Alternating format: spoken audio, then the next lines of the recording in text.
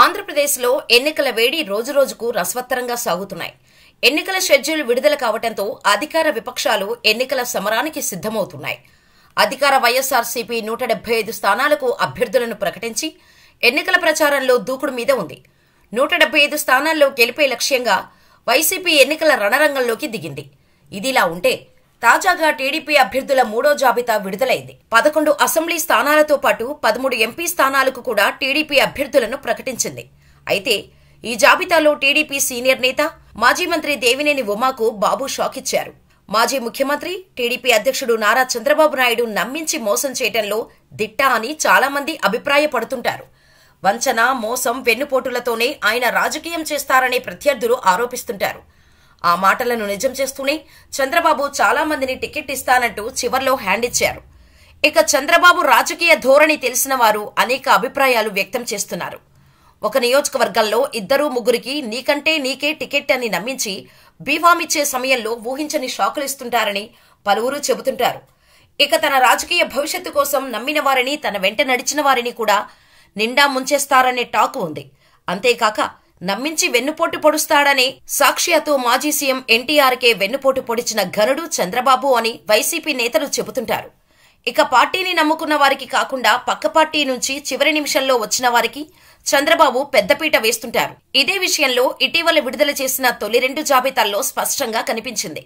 ఎప్పటి నుంచి పార్టీ కోసం పనిచేసి సీనియర్ నేతలను కాదని బాగా డబ్బు ఖర్చు పెట్టే ఎన్ఆర్ఐలకు అధికార పార్టీ నుంచి వచ్చిన వారికి టికెట్టు కేటాయించారు. మాజీ మంత్రి పీతల సుజాతి స్వయంగా తన ఆవేదనను వ్యక్తం చేశారు. ఇక తాజాగా విడుదల టీడీపీ అభ్యర్థుల మూడో జాబితాలో మాజీ మంత్రి, టీడీపీ సీనియర్ నేత దేవినేని ఉమామహేశ్వరరావు పేరు లేదు. అలాగే మాజీ స్పీకర్ కోడెల శివప్రసాద్ కుమారుడు శివరాంకి కూడా చంద్రబాబు హ్యాండ్ ఇచ్చారు. టీడీపీ ముఖ్య నేతల్లో దేవినేని ఉమా ఒకరు.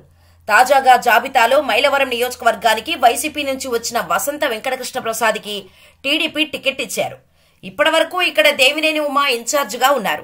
చంద్రబాబు తర్వాత పార్టీలోని ముఖ్య నేతల్లో ఆయన ఒకరు. ఆయనకు టికెట్టు రాదు అని ఎవరూ ఊహించరు.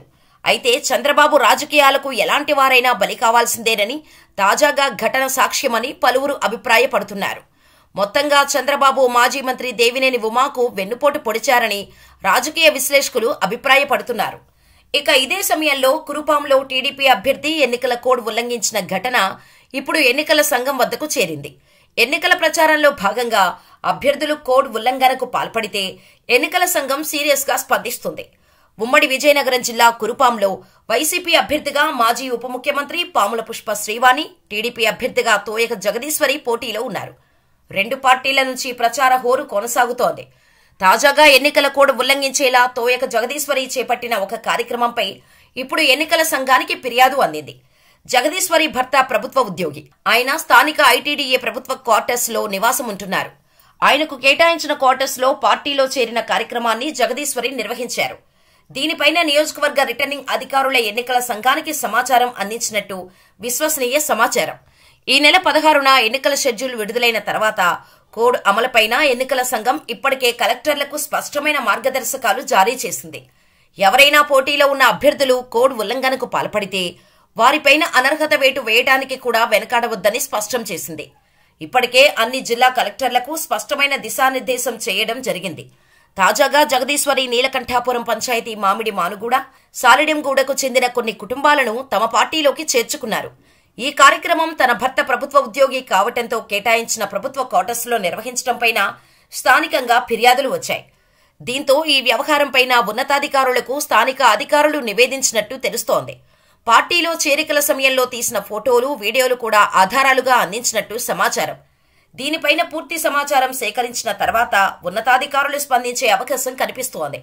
కోడ్ ఉల్లంఘన విషయంలో ఇప్పటికే ఎన్నికల సంఘం ఉన్నతాధికారులకు సైతం ఆదేశాలు జారీ చేసింది. కురుపాం టీడీపీ అభ్యర్థి జగదీశ్వర్ కోడ్ ఉల్లంఘనకు పాల్పడ్డారని, ఫిర్యాదుల వేళ ఇప్పుడు ఎన్నికల సంఘం ఎలాంటి చర్యలు తీసుకుంటుంది అనేది స్థానికంగా ఉత్కంఠ పెంచుతోంది.